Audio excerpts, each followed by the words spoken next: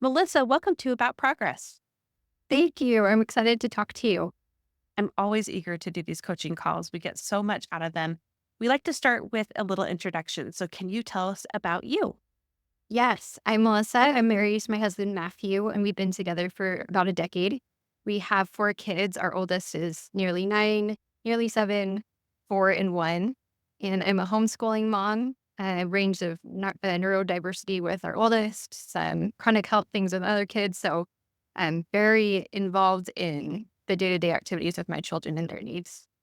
Oh, my heart is already reaching out to you. We have a lot in common already. So, I imagine there's a lot on your plate with that Mhm. load of responsibilities. But what brought you to coaching today?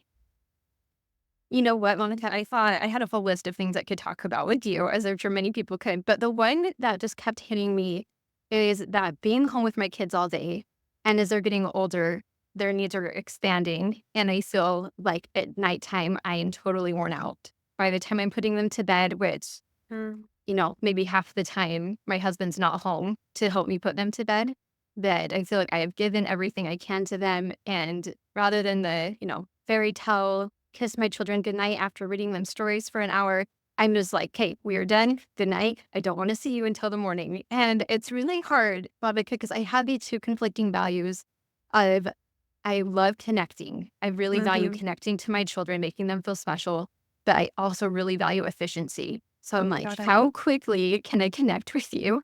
Which seems that such a counter value with each other. But especially by the end, I'm like, I'm ready to be done, recharge myself. And I just keep finding myself turning into the version I like least of myself at bedtime with my kids. Hey, my chuckles there were knowing chuckles. They weren't me laughing at you. It's me being like, "Oh boy, do I know this well?" And yes, I feel the same, and so does my husband too at night. We're just like, "Don't come up again," because they all have their rooms in the Mhm. basement. So I actually want to start by asking a question, and it's what is wrong with feeling exhausted at night? What is wrong with needing time to yourself? What is wrong with having a lower capacity at night? I think that's a pretty normal.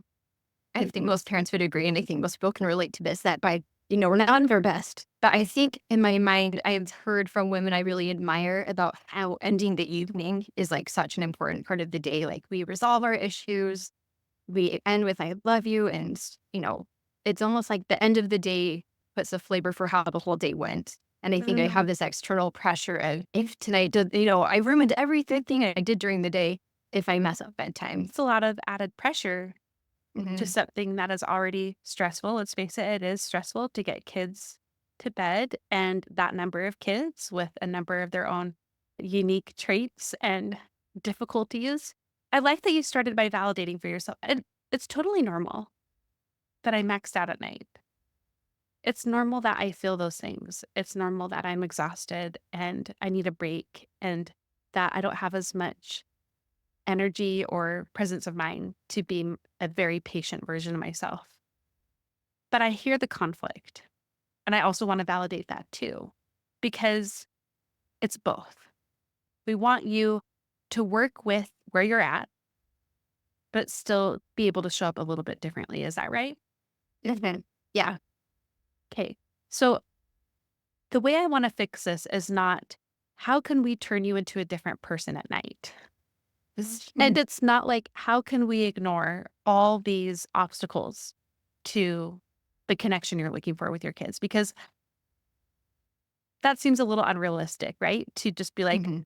let's just make it so you're always happy at night or that you have a ton of energy and a really long fuse. We may not be able to make that be as possible. So it's more how can I work with my limitations and still show up in a way that is connecting with my children? Mhm. So that's the question here. For you, what does connection look like? What can it look and feel like with your kids? I think when I felt the most connected to my kids in the past, it's when I'm acknowledging their uniqueness Okay. and showing my love for them for that. I have Rachel Nielsen's Flags of Gold journal and Love that. reading Yes. reading those to them and them seeing how much I love them. And and treasure them is sometimes the times I feel the closest to them is when I'm recounting or maybe a little bit nostalgic with them and teaching them who they've always been to me. That's something that has helped in the past is if I pause and like write in my journal before putting them to bed, it helps me remember like, oh, okay, this is a good kid. It's not one who just wants Yeah. more and more. Like this is valuable and important to me. Yeah. So I think Mm, validating their individuality and my individual love for each of them is when I feel the most connected to them. great. So it's seeing them and helping them feel seen. Yeah. So what does that actually look like then on the outside? How could that translate to some rituals or routines that you would like to have ideally at night with your children? See, and that's another part that's, I think, part of why this has become so hard is because our nights are not consistent anymore. Because, like, when they were little and getting into bed, like, by 7, I felt like I did have more of that rhythm. But now it's like sometimes they have an extracurricular and getting to bed later, or my husband's gone and I feel like there's a lot more variables now. So I feel like my routine has had to become more flexible than rigid. Yeah. But and again, like, that's just how life is, right? We all get to that phase where we can't do the same thing every night. But I think snuggling with them, Okay. and again, it's each child is so different. My 1-year-old has different needs than my 9-year-old who wants to process things. But having time to snuggling is a big one. Validating how they're feeling. I think my oldest has ADHD, and at night her brain sometimes is just all over the place, and she needs an outlet. And then my second one needs the snuggles. My third one needs the snuggle. So one person needs verbal processing, the other two need that physical touch. Okay. Right. We can see what that looks like. So does that to you feel like connection? Like, is that appropriate? Or did you have another ideal in mind that you were pushing up against? Like why? Like what would my ideal be putting them to bed if I could? Well, Or, yeah. Well, I think in many ways you just cast your vision of what an ideal would look like, that you have time Mhm, to snuggle with the ones that need it and verbally process with the ones that need it. But what mhm. I'm asking is, how is this competing against an outside ideal Yes. with other moms that you hear about that also are weirdly contributing to you feeling like you're showing up to this time in ways that you don't like? I think it's because I don't want to spend the time snuggling and I don't want to spend the time talking. Like, that's the short answer is just I don't want to put as much time into that as they probably want. Okay, so it's the time piece. Okay, because you see and hear about other moms taking a lot of time with their kids. Okay, let me just also say I'm in a similar boat. So I want you to know you're not alone in feeling like that time feels like a big ask, both with your energy levels and also things you may need to do finally that they're down for the night. I typically have to work at night, Mhm. so I get this.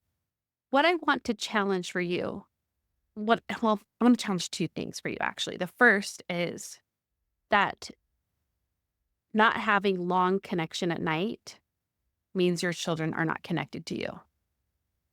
Mhm. We've got to challenge that. Let's talk through that. And as part of that, the second thing I think we need to challenge is that it takes time. Like it actually takes a long time at night. Mhm. Okay. So one is kind of more deep and the other one's kind of practical. We're going to think about like, Mhm. why is it that you think not having a great deal of time at night to connect means does all the good connection during the day? What is that about? Mhm.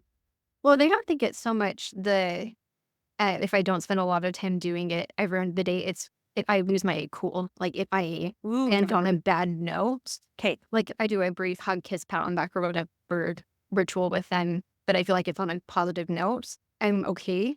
But if it's like, okay, I am done. You better not come out again. I will see you in the morning, and then I walk away. That's when I feel like, okay, now I just messed up all the work I did for this relationship, and I have to apologize in the morning, which also I know is going to happen.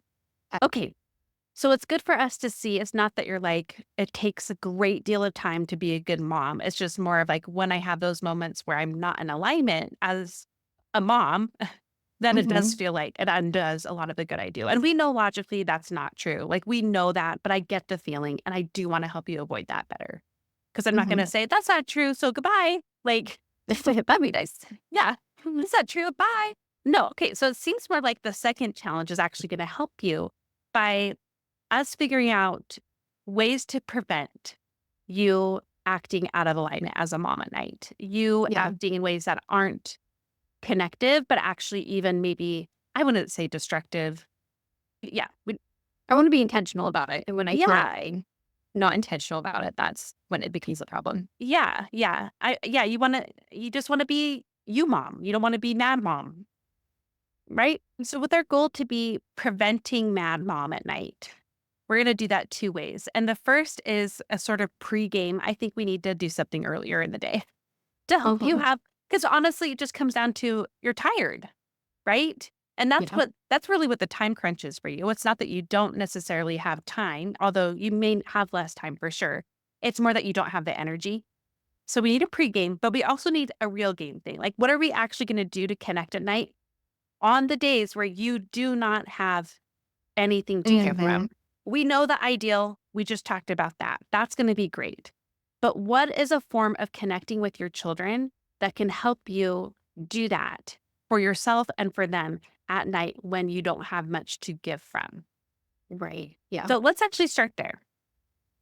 What is the baseline version of this? What is the simplest way you can connect with your kids at bedtime and them go to bed? What I had done over the years that my parents did with me is we do a hug and a kiss and a pat on the backs and Yeah. then tuck them in. Huh? That's cute. And they're used to that as a form Yeah. of ritual. How often does that work? Is that enough for them? Like, do they like, okay, I'll go to bed?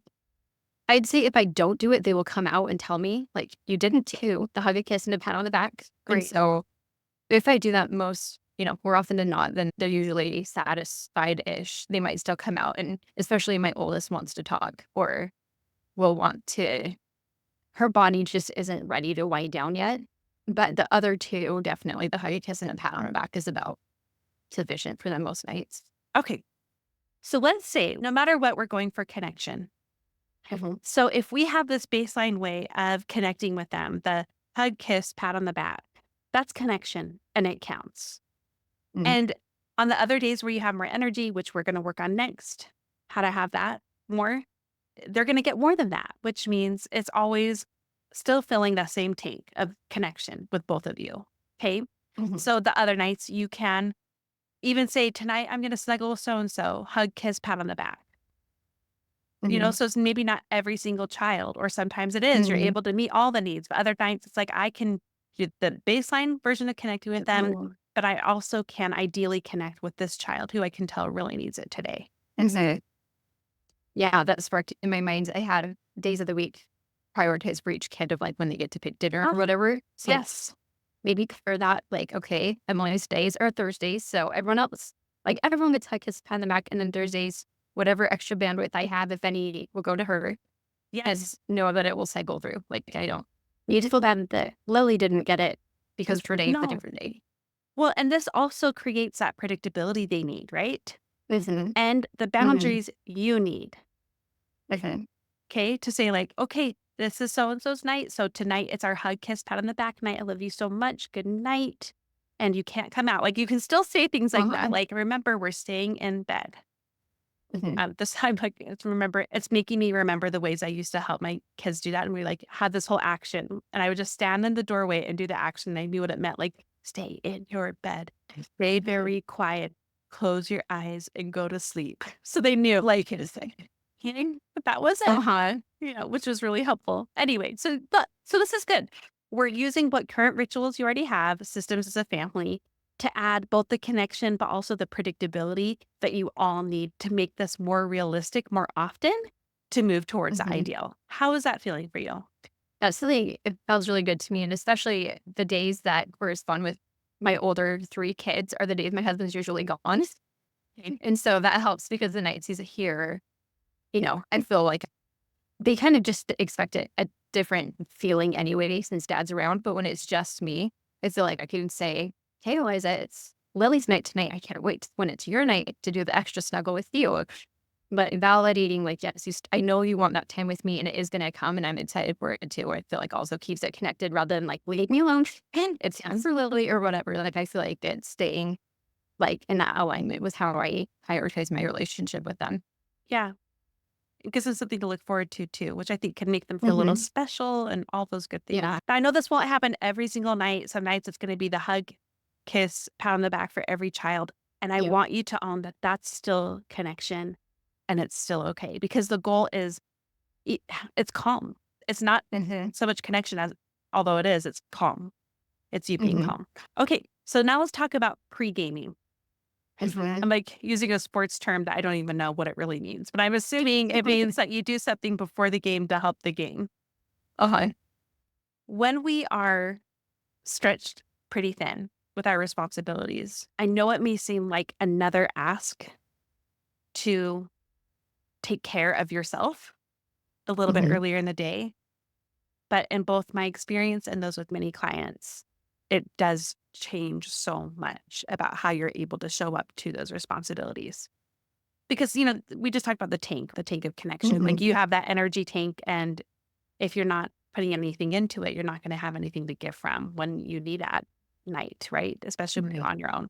So let's think about how we can pregame like ahead of time. This may be much earlier in the day. Like this may be lunchtime or even morning time, or it may be early afternoon, or it may even be right before. I want to come up with a way for you to give to yourself in even a small way so that you can show up as the calm mom you want to be.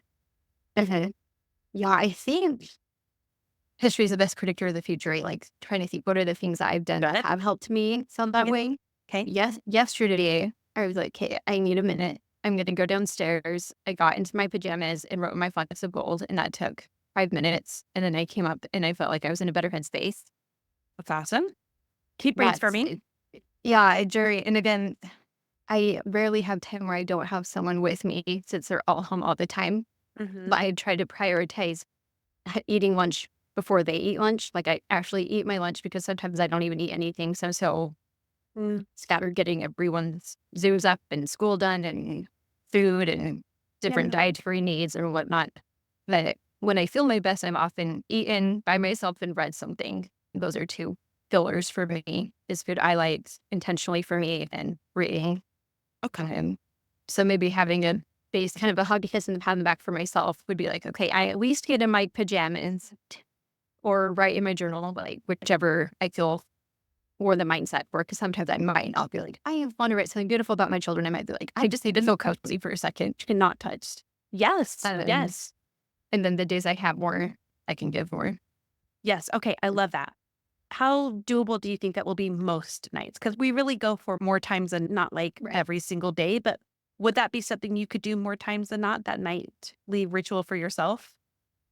Yeah, I would say more. There's very rarely an evening I need to stay presentable. I could get in my pajamas by 7 usually most nights and Great. come down, get in my pajamas.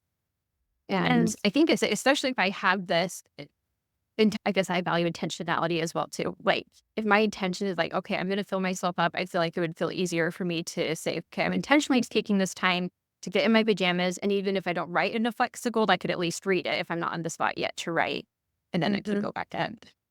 great. I love the flexibility that you built in even to the habit of the journaling, whether it's reading it or writing in it, and how that can be so reflective of where you're at that day, which is what we Mhm. really need. I think that whole ritual is going to help you be both more connective and efficient and intentional, like, or all three actually. Mhm. So, knowing that, will it help you prioritize that better? Yes. And I think something, Monica, you said at like the very beginning that was kind of segued away from, I think has been percolating in my mind is it doesn't have to take a long time. I don't know if you've ever had like your kid wants to show you something, you're like, leave me alone. But you're like, okay, it's literally 30 seconds Yeah. and then it's fine. I think I might be building it up in my mind of like, oh, this is going to be a really long time. But it's like, it might feel like a long time because my brain is trying to be in efficiency mode to get to the next thing. But if I can see it as like, okay, this is going to take maybe 10 minutes and I'm going to feel much better. It's a much better 10 minutes pouring into myself, pouring into them, and then feeling like I can actually move forward rather than beat myself up the rest of the night. Yeah.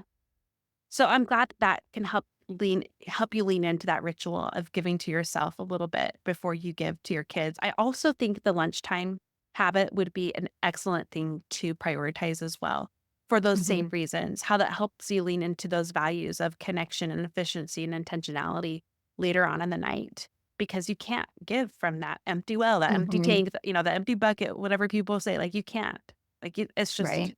so, so we're working with your limitations, I think. We're not ignoring them. We're helping you live more in alignment. Just a couple quick other things that I wanted to say. Since this isn't gonna happen every night, like, let's Mhm. say, like, you have one of those days where you are happily doing the ritual with one kid who it's their day, right? But then the other kid needs to talk. If you've given yourself those pregame habits earlier in the day, whether it was lunch and or the nighttime one, I think you'll have more energy to better handle those moments. Yeah. And when they happen, not if, because it's going to be a when, Right. you get to choose in that moment whether you hold to a boundary, because if you don't hold to that boundary, you are going to be mean mom, right? This is one Mhm. of those days, or you're going to choose to lean in, but you can do so still with some transparency with them to say, I'm feeling really tired. I really want to talk to you. Is it okay if we do that for 3 or 5 minutes? Does that work for you? Can we talk about that? But I may not have much in me to do much more than that tonight. How would that feel to do something like that on one of those nights where another child needs something and it's not their day? I like putting a limit on it, and I think my kids, we have kind of a system already where they know everyone is allowed out, like, to use the bathroom, or if they're hurt, like, legitimately hurt, like, blood or throw up, they're allowed out without, and, Sure. retribution from mom, like, I'm fine with that, but more than one time, then they lose consequences in the morning, and so, usually they don't come out more than one time, and so That's I feel like great. I feel like they would respect if I said, "Okay, Emily, I know this is your one time, and so I have 5 minutes I can talk." I feel like she would respond to that better than me saying, "Okay, this is your one time. What do you need?" Like, Yeah. Well, and I feel like there's a way to have boundaries in a connective way. There's a Mhm, way to be transparent about where you're at and still be connecting instead of it being like, what? I'm tired. No, mhm. to like, I'm Yes. really tired and I'd love to talk. Can we do it for this long? Or can you tell me the biggest thing on your mind and let's walk through that? Yeah, I like that. I think I could have that all or nothing mentality of, like, I don't wanna talk at all, or I have to listen to every little thing to be, holding my Yeah. boundary or being a good mom. So it sounds like kind of marrying the I can have a boundary and be a good mom. Yeah. I think that would be the way to frame it. Also for me to say, I can I can do 5 minutes and Yes. come talk to me for 5 minutes and then let's go back to bed. Yeah. And it goes back to the original thing we shared. Like, it doesn't have to be a long time or be super intensive to be connective. I Mhm. think for you, the connection really lies in your own calmness. Yeah, and I think something I have to acknowledge too is I'm comparing myself to the I don't know if it's the average parent whose kids are gone most of the day, Hmm. where I'm with my kids all day. And so I am having more time than most parents to sit and talk to my kids. And so other people prioritizing longer conversations with their children at night might make sense for them because that's the time they have available. Yeah. Whereas I could say, okay, I can tell you have a lot to talk about. Let's write it down. And then over breakfast tomorrow, let's keep talking. Or you wake up before your sisters, let's snuggle on the couch and talk about it tomorrow. Like I have other ways to use Beautiful. time. Okay. Yeah. I'm so impressed by your already existing systems and how helpful they can be now to buoy up this time for you. What is something that you want to make sure you remember from this call? I think what I want to remember, I think there's two things. One is that quality doesn't have to equal quantity, and that I should give myself a hug, a kiss, and a pat on the back before going up to do theirs. That makes me smile. I love that. And I'm going to borrow from this. And just so you know, like, of my special needs kids, three have ADHD. I really understand the nighttime Uh-uh. issues there. And one has pushed us to the brink of despair like every night for 5 or 6 years. Mhm. So this is all said with full understanding and also in ways that I hope can help you move forward to be the mom that you want to be at night. Well, thank you, Monica. And you have such a great gift of asking questions I think help people lead to their own answers. I feel it's sometimes hard to receive instruction, if that makes sense, or a self-help, but let me tell you what works for me. I feel like you do a great job of helping uncover maybe truth that's already there. So Well, I feel like that is very valuable. that is what coaching should be. And I'm not good at this in real life, but I am as a coach. So we'll Oh go my with that. God. We're all indebted to other people. Yeah, that's right. Well, thank you so much, Melissa. Thanks, Monica.